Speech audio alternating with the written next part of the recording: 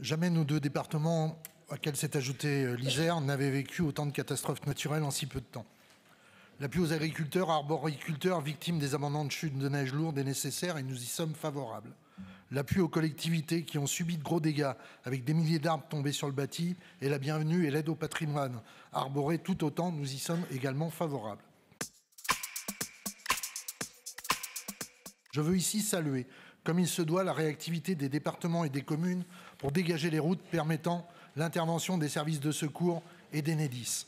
Je veux remercier aussi les agents d'Enedis pour leur professionnalisme public pourtant entaché par la politique de réduction des effectifs qui a malheureusement retardé, outre les difficultés d'accès parfois, le rétablissement rapide de l'électricité pour bon nombre de professionnels et d'habitants dont je fais partie.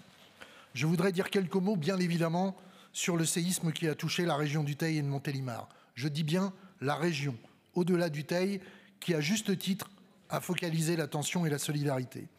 Solidarité énorme de ma belle et rebelle Ardèche, mais au-delà de beaucoup d'anonymes et de collectivités de par la France entière, et particulièrement du Secours populaire français qui s'est largement mobilisé, mais qui a vécu au Teil lui aussi la perte de ses locaux. Monsieur le Président, dès le lendemain du séisme, je vous avais demandé de débloquer une aide d'urgence pour les sinistrés qui, pour un nombre conséquent, a tout perdu. Vous l'avez fait rapidement et vous vous êtes déplacé à plusieurs reprises sur le terrain, dans les lycées touchés. J'étais à vos côtés et assuré que les moyens financiers seront mis pour remettre en état les établissements et réouvrir à la rentrée de septembre le lycée Xavier Mallet. Je vous en remercie sincèrement. Et vous avez su, dès les premières remarques venues, mettre du personnel pour être aux côtés des demandeurs de l'aide de région et réétudier les conditions difficiles de déplacement des élèves dispatchés dans les autres établissements.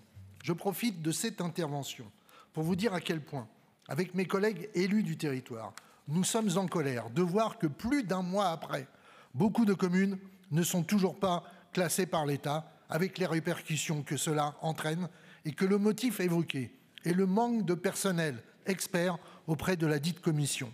La réduction des effectifs et des frais de fonctionnement dans la fonction publique, comme donne d'une bonne gestion, voit ces contradictions dans un contexte de multiplication des répercussions climatiques. Visiblement, l'État n'a pas les moyens de répondre convenablement à un séisme sur le territoire métropolitain.